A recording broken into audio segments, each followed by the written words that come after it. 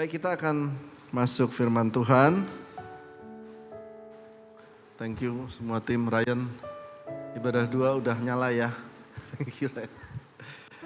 Oke, kita akan baca bersama-sama menerima berkat Raja 2024 1 2 3. Menerima berkat Raja 2024. Tahun ini gereja berdoa supaya kita semua dapat menerima berkat Raja di tahun 2024.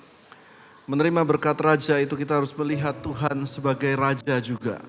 Seringkali kita melihat Tuhan yang melayani, Tuhan sebagai pelayan, Tuhan, tetapi juga ada sisi bahwa Dia adalah Tuhan yang sebagai Raja. Sebagai contoh, pada waktu pesta di Kana, lalu tiba-tiba anggur habis. Anggur habis harusnya kalau orang sudah mulai mabok, sudah mulai tengah pesta, biasanya yang dikasih itu anggur yang sisa. Betul ya Pak pilihannya? Anggur yang murah-murah saja. Tetapi karena Dia Raja, Dia tetap kasih anggur malah yang tambah bagus. Pas orang semua udah gak tahu, Dia kasih terus yang lebih baik. Itu karena Dia Raja. Katakan amin. Waktu 5 roti dan 2 ikan hanya cukup untuk 5.000. Syukur-syukur cukup. Bisa cukup buat 100 aja sudah puji Tuhan. Tetapi Tuhan beri lebih 5.000 untuk tidak hanya untuk laki-laki tetapi untuk anak-anak dan juga istri. Mereka semua dapat makan sampai kenyang plus sisa 12 bakul. Menunjukkan itu mereka terima berkat Raja. Katakan amin. Saya berdoa di sini saudara, ada yang beberapa ibu orang tua berdoa, Tuhan berkati anak-anak kami seperti ibu orang tua dari Pak Bilian. Mungkin berdoa asal mereka cukup makan aja buat besok. Sudah bersyukur. Tapi hari ini Tuhan bisa angkat beliau mau jadi caleg. Itu Tuhan angkat beri berkat Raja. Dan saya berdoa Tuhan memberkati kita lebih daripada yang kita minta. Amin. Mari kita masuk dalam firman Tuhan. Ada satu sikap hati yang harus kita bawa di awal tahun 2024 ini. Mari kita baca bersama, mari hari ini kita akan banyak baca firman. Iman timbul dari pendengaran, tapi perhatikan saudara pelajaran yang diajarkan di gereja ini. Pendengaran akan firman Tuhan bukan dari suara gembala, tapi dari suara Anda sendiri. Jadi waktu baca firman saudara harus baca supaya suara saudara membunyikannya. Itu masuk ke dalam relung hati saudara dan dalam pikiran kita. Mari kita baca bersama-sama. Setelah pergi dari sana, Yesus masuk ke rumah ibadat mereka. Di situ ada seorang, mereka bertanya kepadanya, bolehkah menyembuhkan orang pada hari Sabat? Maksud mereka ialah supaya dapat mempersalahkan Dia. Ayat 13, lalu kata Yesus kepada orang itu, ulurkanlah tanganmu, dan ia mengulurkannya, maka pulihlah tangannya itu. Dan menjadi sehat seperti tangannya yang lain. Nah, saudara perhatikan di sini, ini cerita tentang Yesus menyembuhkan orang yang tangannya mati satu. Ada Yesus menyembuhkan orang buta, Yesus menyembuhkan orang lumpuh, ada juga yang dari atas dari atap-atap, tapi ini tangannya lumpuh. Nah, kisah ini dituliskan di tiga kali ditulis, di Matius, di Markus, di Lukas. Kalau 3 kali pengulangan itu berarti penting. Dan sering kita lewatkan ayat ini. 3 kali Matius, Markus, Lukas. Jadi ini penting. Nah, mari kita perhatikan bahwa ada seorang yang mati di sebelah ayat 10. Saya bacakan di situ ada seorang yang mati sebelah tangannya. Pertanyaan saya, tangan yang mana? Ada yang tahu di sini? Kanan apa kiri? Nah, tidak ditulis di Matius, tetapi di Lukas ditulis yang mati tangan kanan. Ya. Kanan ini lambang kekuatan. Laki-laki tangan kanan harus kuat.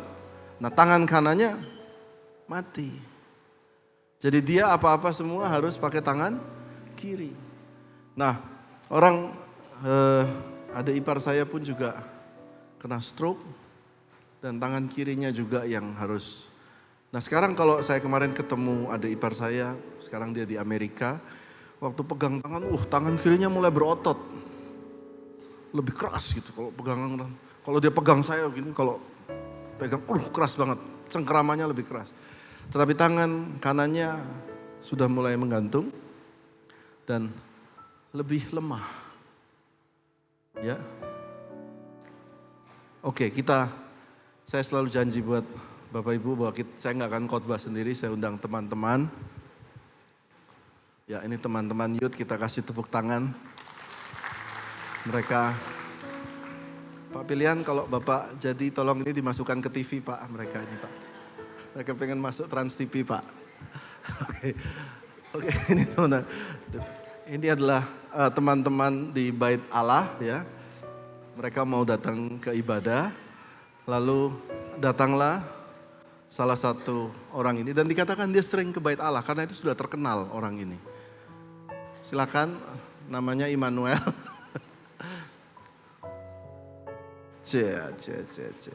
Kasih tepuk tangan dulu. Oh ya, salaman. Nah, ya, kita lihat. Dia salaman selalu sama tangan kiri. Dia mengulurkan tangan salaman dengan tangan kiri dan mereka siap untuk beribadah. Dikatakan sudah sering orang ini sampai ditulis di rumah ibadah, di situ ada seorang yang mati tangan kanan, berarti udah punya teman banyak. Lalu datanglah Yesus.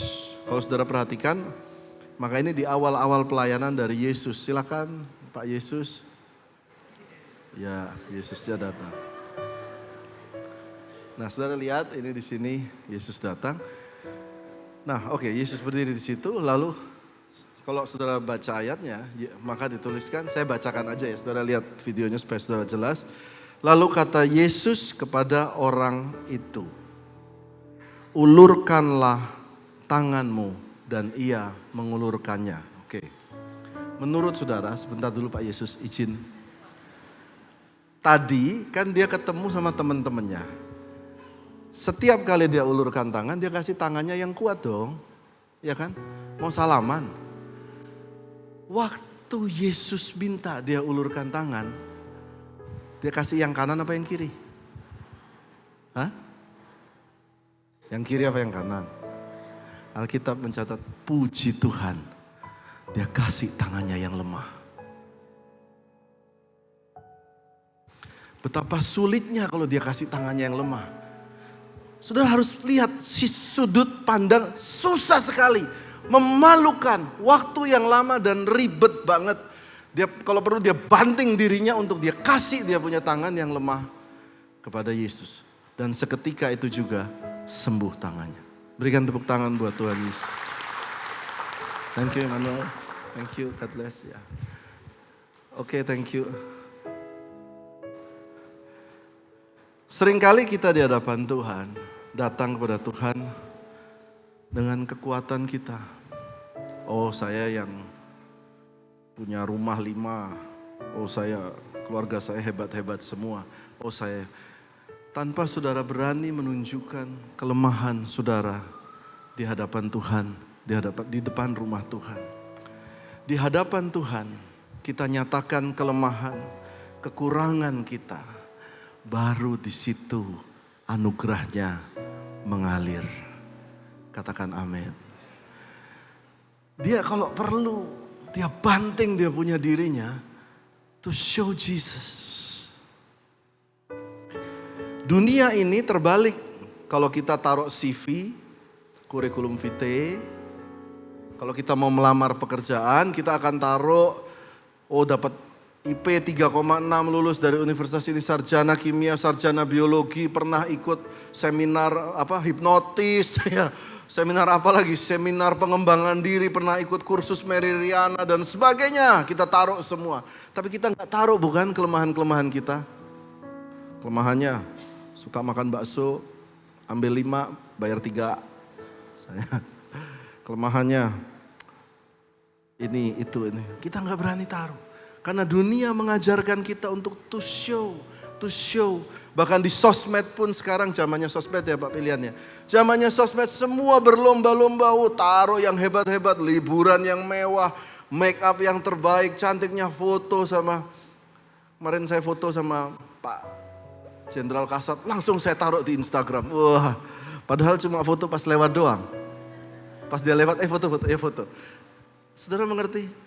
Dunia menunjukkan semua kekuatan-kekuatan. Tapi ingat, jangan bawa itu ke hadapan Tuhan.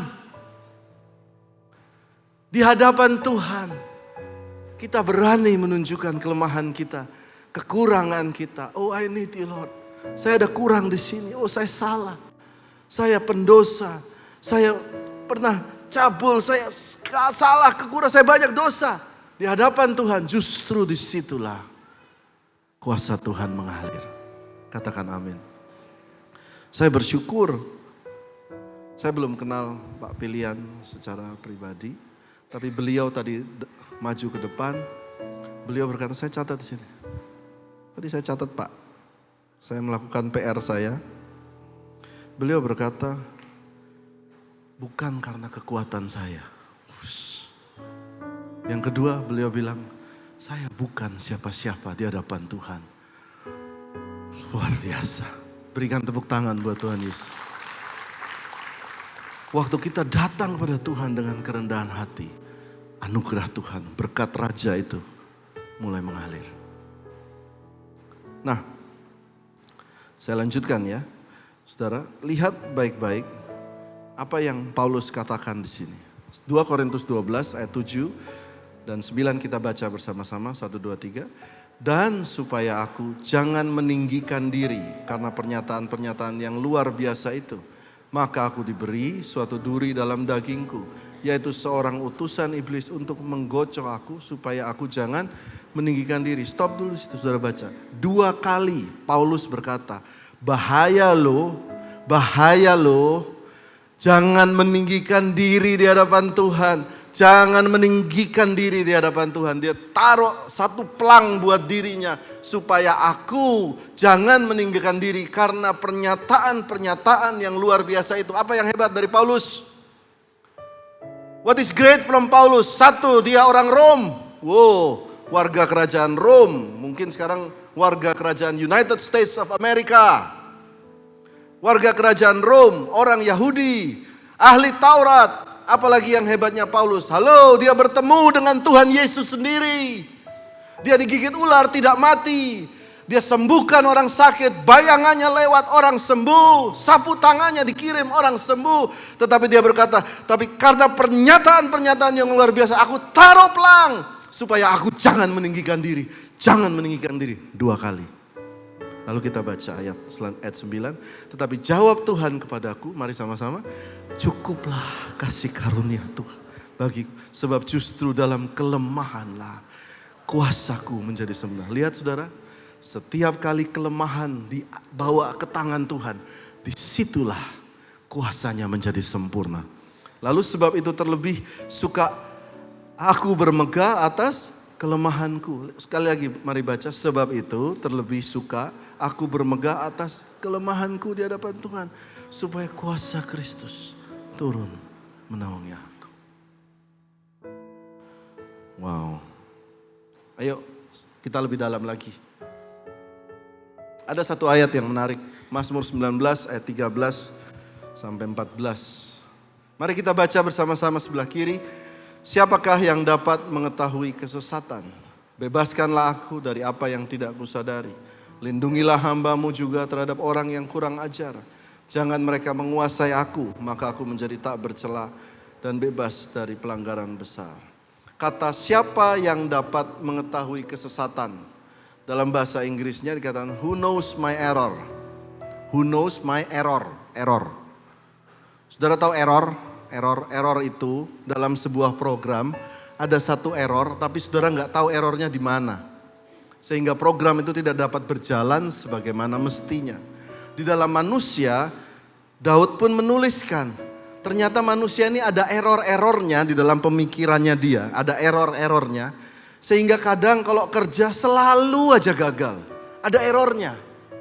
Lalu kadang ada yang jalin hubungan, selalu aja ada masalah. Yang jomblo, pacaran, jomblo lagi. Pacaran, jomblo lagi. Apa yang error? Lalu Daud menulis, lihat baik-baik. Siapa yang dapat mengetahui error, kesesatanku? Bebaskanlah aku dari apa yang tidak aku sadari. Saya mencarinya, saya juga gak sadar di mana Tuhan, di mana? Saudara relate semua, saudara gini semua. Termasuk saya. Ini ada yang error. Nah, bahasa Inggris The Message menjelaskannya dengan sangat indah. Mari kita baca sebelah kanan saudara. Kita baca, clean the slate God. 1, 2, 3. So we can start the day fresh. Lalu, keep me from stupid sins. From thinking I can take over your work. Ini bahasa Inggris The Message. Saudara baca di Google juga ada. Dia berkata begini. Keep me from stupid sins. Stupid sins itu artinya dosa yang bodoh. Ada dosa, ya, tapi ada dosa yang bodoh. Atau bahasa aslinya dosa yang goblok. Rupanya errornya di sini. Apa itu dosa yang bodoh? What is stupid sins? Stupid sins adalah from thinking. Pelan-pelan saudara. I can take over your work. Dari berpikir bahwa saya dapat melakukan pekerjaan-pekerjaan Allah. Oke. Apa itu pekerjaan Allah? Lihat ayat selanjutnya. Ada dijelaskan di 2 Korintus. Mari baca. Dengan diri kami sendiri, kami tidak sanggup untuk memperhitungkan sesuatu seolah-olah pekerjaan kami sendiri. Tidak, dia bilang. Kesanggupan kami adalah pekerjaan Allah. Jadi kalau nanti Pak Pilihan jadi caleg, jadi anggota DPR, itu karena pekerjaan Allah. Kalau Pak Pilihan kelak dipanggil presiden, jadi menteri, jadi pegang partai, itu karena pekerjaan Allah. Bukan karena atau karena kehebatan. Dia katakan itu stupid sins. Saya berdoa, nanti banyak yang diberkati Tuhan. Nanti saya cerita, saya lanjut dulu. Kita lanjut dulu. Ulangan 8 ayat 17 sampai 18, mari kita baca bersama-sama. Maka janganlah kau katakan dalam hatimu, kekuasaanku dan kekuatan tanganku lah yang membuat aku memperoleh kekayaan ini. Tetapi haruslah engkau ingat kepada Tuhan Allahmu, sebab dialah yang memberikan kepadamu kekuatan untuk memperoleh kekayaan. Lihat baca ayat 17 sekali lagi. Maka janganlah kau katakan dalam hatimu. Loh, ini belum ngomong loh. Belum bilang dari mulut loh. Dia sudah kasih alarm. Alkitab kasih alarm. Jangan kau katakan dalam hatimu, ini saya. Tapi ingat, Tuhan memberikan engkau hikmat, memberikan engkau kekuatan, kaki yang kuat. Karena dia ingat janjinya. Berikan tepuk tangan buat Tuhan Yesus. Saudara ingat Mazmur, dia berkata, jikalau bukan Tuhan yang membangun rumah, sia-sialah orang bangun rumah. Saya ketemu temannya Bu Intan, diundang ke Singapura. Konglomerat Pak. Tapi di stroke 3,5 tahun. Tidak sadar. Saya mau tanya, kita hari ini bisa bernapas memuji Tuhan. Bukankah dia layak terima tepuk tangan kita? Jangan terlalu jauh, bersyukur dulu. Lihat ayat selanjutnya, Ulangan 9 ayat 4. Mari kita baca 1, 2, 3. Janganlah engkau berkata, dalam hati lagi, muncul lagi kan, dalam hatimu apabila Tuhan Allahmu telah mengusir mereka dari hadapanmu. Karena jasa-jasakulah Tuhan membawa aku masuk menduduki negeri ini.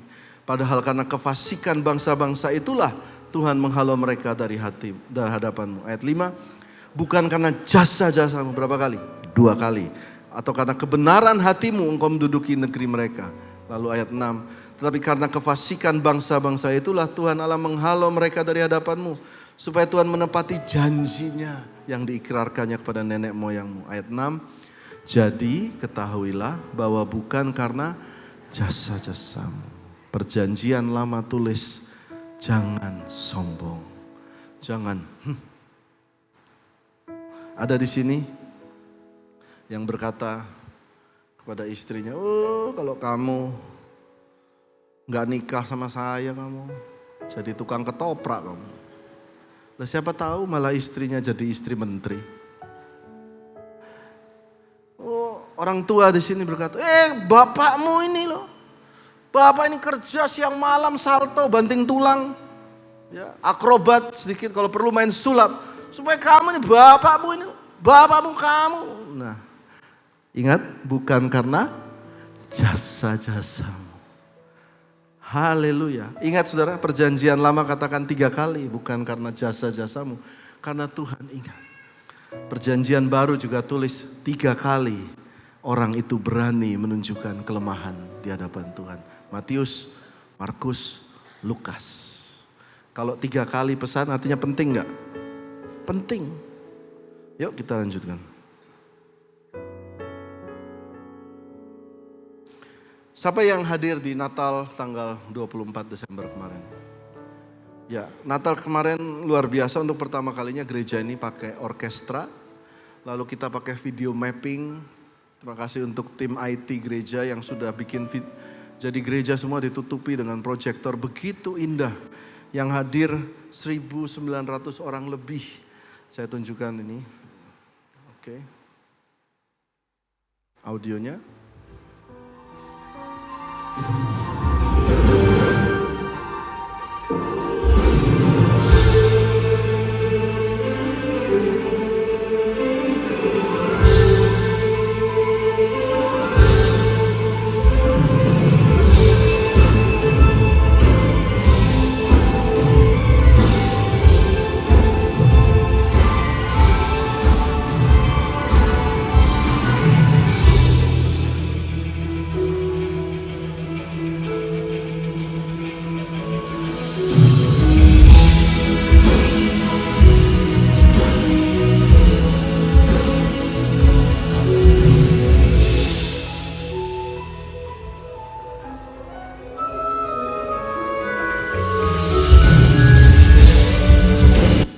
Ya, itu Natal kemarin ketuanya Pak Riki Tambubolon yang ada di sebelah kiri. Kita kasih tepuk tangan buat Pak Riki Tambubolon. Yang tadi host Pak Belian, yang tadi itu Pak Riki Tambubolon. Nah, Pak Riki ini, gereja ini sudah mengenal Pak Riki, orang tua Pak Riki juga ada di tempat ini, Pak Tambubolon. Beliau adalah seorang polisi, sekarang telah pensiunan. Dan mereka orang-orang yang luar biasa setia dan banyak berkorban buat gereja ini. Nah, Pak Riki ini dari 10 tahun, 15 tahun lalu kerja di BUMN, setiap minggu ke Madiun terus Pak, ngurusin jalan tol. Iya Pak ya, berapa bulan sekali baru pulang, sampai Tuhan percayakan akhirnya beliau ditarik ke Jakarta oleh BUMN. Dan beliau mendapatkan kedudukan yang puji Tuhan cukup tinggi di BUMN. Nah, lalu beliau menjadi ketua Natal. Dan waktu ketua Natal itu budget 300 juta rencananya. Rencananya 300 juta. Tapi minggu terakhir itu masih sepertiganya. Semuanya kalang kabut. Bingung semuanya. Semua menghadap saya, nggak ada yang berani menghadap saya karena mereka tahu saya juga pasti pusing. Jadi semuanya, Pak bagaimana begitu. Terus ada mama Feren, mana Feren ada? Feren di dalamnya. Nah mamanya Feren itu tadi yang WL tadi buat kue, dagang kue. Dia bilang Pak ini saya kasih 300 kue snack. Untuk dapat dijual di gereja, hasilnya semuanya, nggak usah balikin modal, semuanya buat Natal. Nah biasanya yang bisa menjual snack-snack ini pas di luar itu adalah asisten rumah tangga kami. Jadi biasanya hari Minggu pagi asisten rumah tangga kami bawa semua buat bantu membersihkan toilet, menyiapkan tisu dan sebagainya. Tetapi karena mereka sibuk dengan jemaat yang tambah banyak memperbaiki toilet lah dan segala macam. Sehingga tidak ada yang bisa jualan snack ini, harganya 7.500, 10.000. Dan semua orang sibuk. Tidak ada yang mau jualan. Lah biasanya asisten rumah tangga, Pak Riki, diangkat tangan. Biar saya yang jualan snack. Lalu dia dan istri, loh ini udah kepala divisi di BUMN loh. Biasa tanda tangan cek, berdiri jual snack. Bu, risol bu. Bu, kue sus, kue lemper bu, satu. Dan istrinya mendampingi, bu, aduh, beli lebihan dong bu, beli lebihan.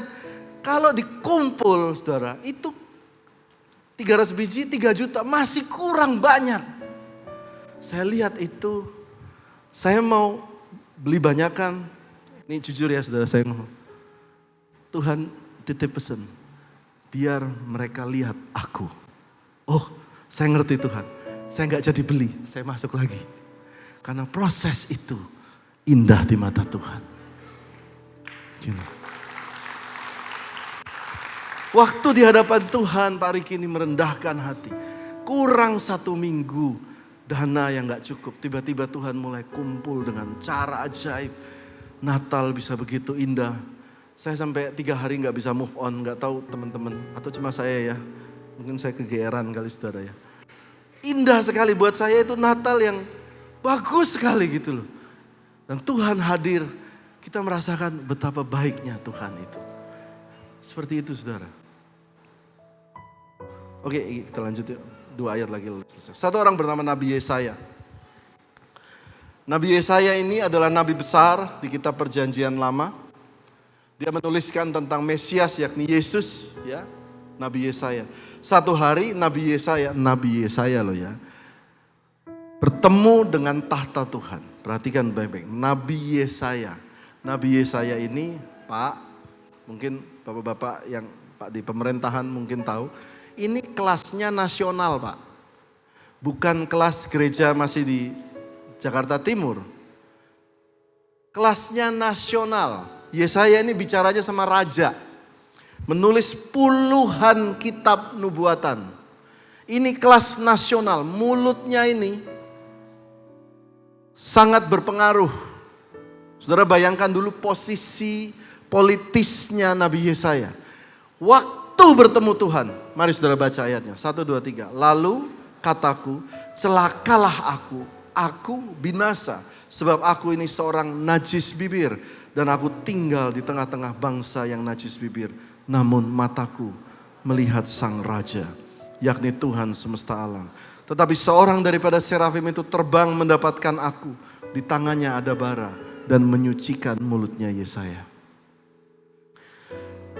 Yesaya berani berkata di hadapan Tuhan, aku ini najis bibir. Coba kalau Yesaya berkata, akulah nabimu ya Tuhan. Tidak lihatkah bahwa puluhan kitab yang hebat, mungkin malaikatnya turun dan terbakarlah Yesaya. Saudara lihat, Yesaya berkata, aku najis bibir. Saudara jangan baca ayat ini lewat saja. Kalau di zaman sekarang ini mungkin seorang chef yang terkenal, master chef, mungkin kayak Master Juna, ya. Master Juna, chef, datang ke podcast dari Deddy Corbuzier dan berkata bahwa saya mau klarifikasi bahwa sudah mirip belum sama Master Juna? Saya mau klarifikasi ya, sebenarnya saya nggak bisa masak. Masakan saya ini barang busuk semua. Loh ini yang dikatakan Yesaya loh. Aku ini najis bibir. I cannot do anything. Justru disitulah malaikat Tuhan turun. Haleluya. Saudara hari ini mau rendah hati? Amin. Ini awal tahun, waktu yang tepat buat kita merendahkan hati di hadapan Tuhan. Ayo kita baca ayat terakhir. Ada 2 orang pergi ke bait Allah untuk berdoa. Ayo sama-sama. Yang seorang adalah orang Farisi dan yang lain adalah pemungut cukai.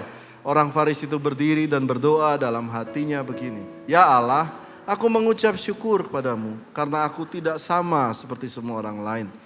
Bukan perampok, bukan orang lalim, bukan pezina, dan bukan juga seperti pemungut cukai. Aku puasa berapa kali? 2 kali seminggu. Aku memberi perpuluhan dari segala penghasilanku. Wow, di hadapan Tuhan. Dan tetapi pemungut cukai, kita teruskan. Tetapi pemungut cukai itu berdiri jauh-jauh. Bahkan ia tidak berani menengadah ke langit. Melainkan ia memukul diri dan berkata, ya Allah, kasihanilah aku, orang berdosa ini. Aku berkata kepadamu, orang ini pulang ke rumahnya sebagai orang yang dibenarkan Allah. Dan orang lain itu tidak. Baca dengan keras, sebab barang siapa meninggikan diri, ia akan direndahkan. Dan barang siapa merendahkan diri, ia akan ditinggikan. Hari ini kita semua merendah di hadapan Tuhan. Saya percaya 2024 saudara semua akan ditinggikan oleh Tuhan. Kita lihat gambar terakhir. Orang yang tangannya lumpuh menghadap Tuhan. Dia berani kasih kelemahannya di hadapan Tuhan. Jadi saya ingat Pak Pilihan berkata, ibu saya punya 11 anak. Saya bukan siapa. Dia datang. I'm nobody. Luar biasa Pak.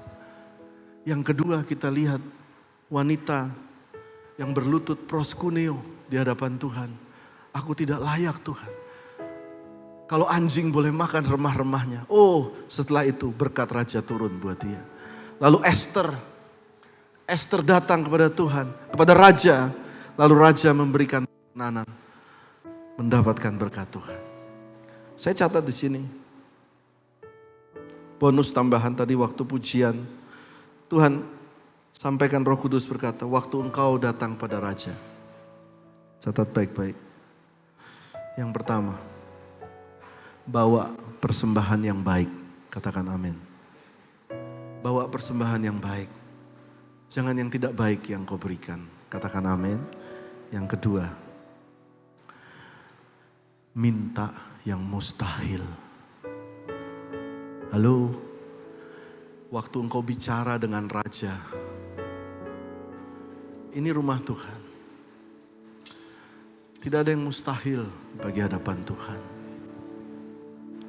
Waktu engkau berhadapan dengan raja, ask for the impossible. Jangan berkata, Tuhan, rajaku, aku iki arep mangan pecel lagi enak iki. Loh, gimana sih Tuhan? Berkata Tuhan, anak-anakku, uang kuliah gak cukup. Uang sekolah mungkin gak cukup, kontrakan kami gak cukup. Tapi Tuhan angkat anak-anak kami duduk dengan bangsawan. Keturunan kami diberkati ya Tuhan. Tuhan aku gak punya cukup. Tuhan ini sakit bagaimana? Biar bertahan. Tuhan kasih kesembuhan. Tidak ada yang mustahil. Ingat, Hana datang kepada Tuhan. Tuhan kasih aja satu anak deh. Anak itu tak jadi hamba Tuhan, kata ibu ini. Satu aja. Dan Tuhan kasih 6 anak. Oh, dia raja yang baik. Hari ini saya berdoa kita semua menerima berkat dari Tuhan.